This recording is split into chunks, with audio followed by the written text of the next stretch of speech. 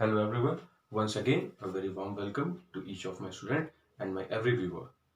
आज हम गाइस देखेंगे हमारे बीकॉम फाइनल ईयर में इंटरनेशनल मार्केटिंग में एक इंपॉर्टेंट टॉपिक जिसे हम जानते हैं FEMA act 2000. Okay, with the development of international business और global business, Indian government has adopted a step towards the safety and security of that foreign exchange and business. And regarding the same, FEMA Act was framed in 2000. सन 2000 में FEMA Act, जिसे हम foreign exchange management act के नाम से जानते हैं, अर्थात विदेशी विनिमय प्रबंध अधिनियम, ठीक है, इसकी स्थापना हुई थी सन 2000. भारत का विदेशी व्यापार ग्रो करे, उसमें आने वाली अड़चने समस्याओं को दूर करना, बिजनेसमैन के एक्सपोर्टर के फॉरेन बिल्स में किसी प्रकार की माल प्रैक्टिसेस, किसी प्रकार की फ्रॉडीनेस को दूर करना, वह उससे संबंधित किसी भी प्रकार की समस्याओं को हल करने के लिए या उन्हें सॉल्व आउट करने के लिए फेमा एक्ट, जिसे हम फॉरेन एक्सचेंज मैनेजमेंट एक्ट अर्थात विदेशी विनिमय प्रबंध अधिनियम के नाम से जानते हैं.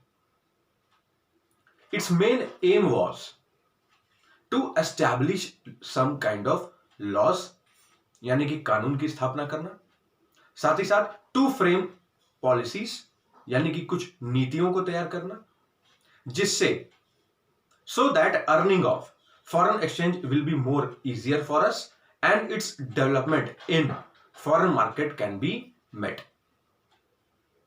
क्लियर. इसमें देखिए हमारे पास में इसके कैरेक्टरिस्टिक्स में हम देखते हैं, basically we have 3 characteristics. The first one is to make the foreign exchange rate stable. Okay, make foreign exchange rate stable, यानी कि जो दर है हमारे फॉरेन एक्सचेंज की, विदेशी विनिमय की, उसे निर्धारित करना या नियंत्रित करना. ओके, जिससे हमें ज्यादा से ज्यादा फॉरेन एक्सचेंज जितना भी हमने अर्न किया हुआ है उसके कन्वर्जन चार्जेस और सारे एक्सपेंसेस को मीट आउट करने के बाद, टैक्स को लगाने के बाद, we can get a revenue in form of foreign exchange. Okay, the second one, check malpractices in foreign bills. जो भी हमने आपके गुड्स को यहां से एक्सपोर्ट किया था, अब जब पेमेंट की बारी आती है तो उससे रिलेटेड जो भी आपके एक्सपोर्टेड मैटर्स हैं, कोई माल प्रैक्टिसेस है, कोई फ्रॉडीनेस है, उसको चेकआउट करने के लिए और उसके निपटारे के लिए इस पर्टिकुलर अधिनियम की स्थापना की गई. So what will be the point? Check malpractices, or you can say frauds in foreign bills. जो भी आपके बिल्स या वाउचर्स हैं जो हम पेमेंट के रूप में उनसे प्राप्त कर रहे हैं, ओके, उनमें किसी प्रकार की जो फ्रॉडीनेस है, या हमारे देश से जब कोई हम चालान भेजते हैं हमारे पर्टिकुलर स्टॉक के साथ, जो हमने रॉ मटेरियल के माध्यम और अच्छी मशीनरी और अच्छे वेल स्किल्ड लेबर के माध्यम से एक अच्छा प्रोडक्ट तैयार किया, तो हम यहां से चालान भेजते हैं कि साहब ये हमारे प्रोडक्ट का डिटेल है. ओके, इतनी क्वांटिटी इतने पर्टिकुलर ट्रांसपोर्ट के माध्यम से आप तक हम रीच आउट करवा रहे हैं, उसका चालान, उसमें अगर कोई फ्रॉडीनेस हो, प्लस साथ ही साथ बहुत सारे कंट्रीज ऐसे हैं, बहुत सारे देश ऐसे हैं जहां से हमने पेमेंट लेना है हमारे प्रोडक्ट की डिलीवरी के बाद, तो वो सारी चीजों में अगर कोई फ्रॉड्स हैं, फ्रैजरी है या माल प्रैक्टिसेस है, उनको चेकआउट करना और उनका निपटारा करना. Clear. And the third one is remove improper balance of payment. Remove improper, यानी कि अगर किसी प्रकार की आपको पेमेंट से रिलेटेड मैटर्स आ रहे हैं, ओके, उनको भी डील करना. Okay, remove improper balance of payments. आपका पेमेंट अगर कोई पेंडिंग है किसी एक निर्धारित देश में, और अब आपके पास ऑर्डर्स भी नहीं आ रहे हैं, वहां से डिमांड भी नहीं क्रिएट आउट हो रही है, सो एक बिजनेसमैन, एक एक्सपोर्टर क्या करेगा, सबसे पहले रिकवरी करना चाहेगा. Else bad debts domestic market में तो एक लिमिटेड अमाउंट में आप you can handle out, but international market में जहां पर फॉरेन एक्सचेंज इंक्लूड हो रहा है वहां पर वो अमाउंट इंक्रीज हो जाता है. It is a very bulk amount, और उतना बड़ा बैड डेब्ट can make any business go at its loss. So इन सारी चीजों को भी हमने इसमें इंक्लूड किया हुआ है. सो ये 3 चीजें हैं बेसिकली जो हमारे फेमा एक्ट, इस अधिनियम में गवर्नमेंट के माध्यम से हमारे एक्सपोर्ट बिजनेस में हमें हेल्प करती है. ओके, अब इसमें आता है स्टूडेंट्स, आप देख रहे हैं यहां पर the word has been used act. Act यानी कि अधिनियम. अधिनियम में आपकी होती हैं कुछ धाराएं. ओके, यहां पर जो हमारे पास में सेक्शंस हैं, ओके, जिसमें हमारा FEMA act, foreign exchange management act workout करता है, उसमें हमारा पहला सेक्शन है section 3. Section 3. Okay, the section 3 of FEMA act 2000. Read out आप हमेशा ऐसे करेंगे, धारा 3 विदेशी विनिमय प्रबंध अधिनियम 2000 की. Okay, this is the way we read out a section of an act. Clear? इस धारा के अंतर्गत, इस पर्टिकुलर सेक्शन के अंतर्गत आरबीआई यानी कि रिजर्व बैंक ऑफ इंडिया के परमिशन के बिना you can not do any kind of receipts और payments. Okay, any kind of bills, any kind of challenge can not be submitted to that particular nation for any kind of excised commodity और product.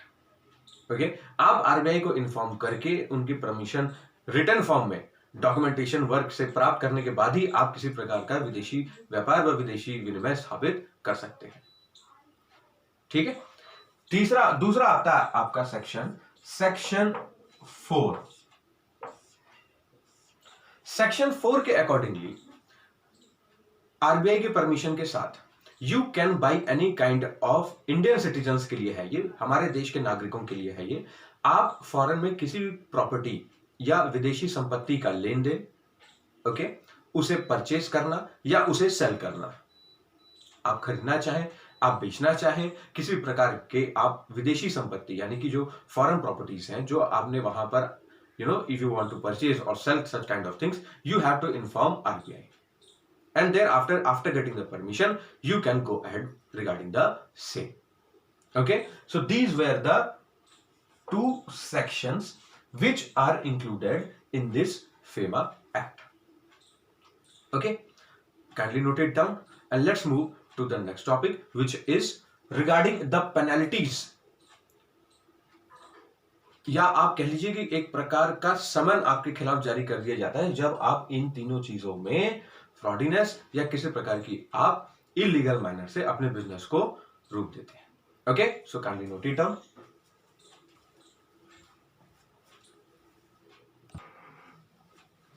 या so let's continue. अब आप देख सकते हैं guys, यहां पर है आपका if found guilty the penalties which are put over by FEMA, यानी कि फॉरेन एक्सचेंज मैनेजमेंट एक्ट के अकॉर्डिंगली गवर्नमेंट आप पर किस प्रकार की पेनल्टीज लगाती है if you are found guilty in making any fraud, forgery और malpractices in such kind of foreign bills, vouchers और any kind of financial transactions. आपके बिल्स, वाउचर और फाइनेंशियल ट्रांजैक्शन से रिलेटेड अगर आपने कोई फ्रॉड, फ्रैजरी या मैल प्रैक्टिसेस की हुई है तो फेमा एक्ट के अकॉर्डिंगली गवर्नमेंट आपके ऊपर पेनल्टीज लगाती है. किन के माध्यम से? कुछ धाराएं हैं, आइए हम उन्हें जानें. सबसे पहली जो धारा है वो है आपका according to section 13. Okay, 3 times the sum involved will be the penalty. मान लीजिए आपने 2 लाख रुपए का फ्रॉडीनेस किया या किसी भी XYZ बिजनेसमैन ने किया, तो उस बिजनेसमैन पर 2 लाख रुपए के फ्रॉडीनेस पर 3 times पेनल्टी लगेगी, यानी कि 2 लाख रुपीज वो तो उसको देने ही प्लस 3 times यानी कि 6 lakh rupees more. 6 + 2 total 8 lakh rupees. यानी कि इसमें देखिए सबसे पहला आता है आपका पेनल्टी अप टू 3 times, यानी आप इसे कह सकते हैं thrice the sum involved. Okay, लेकिन अगर अमाउंट जस्टिफाइड नहीं है, ओके, कोई प्रकार के फाइनेंशियल ट्रांजैक्शंस के जो रिलेटेड डॉक्यूमेंट्स हैं या अकाउंट्स हैं, वो अगर आपने उस फ्रॉडीनेस में कहीं गायब करके रख दिए या आपने उन्हें डिस्ट्रॉय कर दिया है या डैमेज कर दिया है, तो गवर्नमेंट आपसे 2 lakh rupees if the amount not justified will be taken as a penalty. यानी कि 2 लाख रुपीस आपको एज अ पेनल्टी देनी होती है, और if the amount is not justified, ये डिपेंड करेगा आपके केस के ऊपर, ये निर्भर करता है आपका मैटर, आपने जो केस किया है, ठीक है, आपने जो फ्रॉडीनेस की है उसके ऊपर जो गवर्नमेंट पेनल्टी लगाएगी वो इन्वेस्टिगेशन के बाद पता चलेगा। उसमें क्या होता है, 2 lakh rupees if amount not justified, if justified 3 times, if not justified 2 lakh rupees, और let me write it down, और 5,000 rupees per day till the investigation continues. जब तक आपकी जांच यानी कि इन्वेस्टिगेशन कंटिन्यू रहेगी, you will have to pay 5,000 rupees per day. It is a kind of very large and a very dark kind of penalty. अच्छा, ये तो हो गया कि चलिए साहब आपने 3 times दे दिया या अमाउंट जस्टिफाइड नहीं है, तो ये पेनल्टी आपने सबमिट कर दी गवर्नमेंट को। इसके लिए एक पर्टिकुलर टाइम पीरियड डिसाइड किया गया है। ये जब पेनल्टी आपके ऊपर लगाई जाती है तो you have to submit that penalty within 90 days। Clear? 90 दिन, 3 महीने के अंतर्गत आपको 90 days के विद इन आपको ये पेनल्टी, चाहे जस्टिफाइड वाली चाहे नॉट जस्टिफाइड वाली, आपको गवर्नमेंट को सबमिट करनी होती है, पे आउट करनी होती है। इतना भी अगर आप नहीं करते हैं, ओके, अगर आपने बहुत ही बड़ा, ऐसे बहुत सारे एग्जांपल्स हैं, if you can see in the Indian history many such exporters have done, if 3 times नहीं किया, अनजस्टिफाइड अमाउंट के लिए नहीं किया और 90 days के विद इन नहीं किया, तो last but not the least आपके लिए गवर्नमेंट एक और सेक्शन बना के रखी हुई है जिसका नाम है section 14। In this section 14 students, हमारे पास में गवर्नमेंट आपके खिलाफ एक वारंट जारी करती है, and you will be presented in the court and thereafter you will be taken behind the bars. यानी कि इसे हम कहते हैं सिविल इम्प्रिजनमेंट।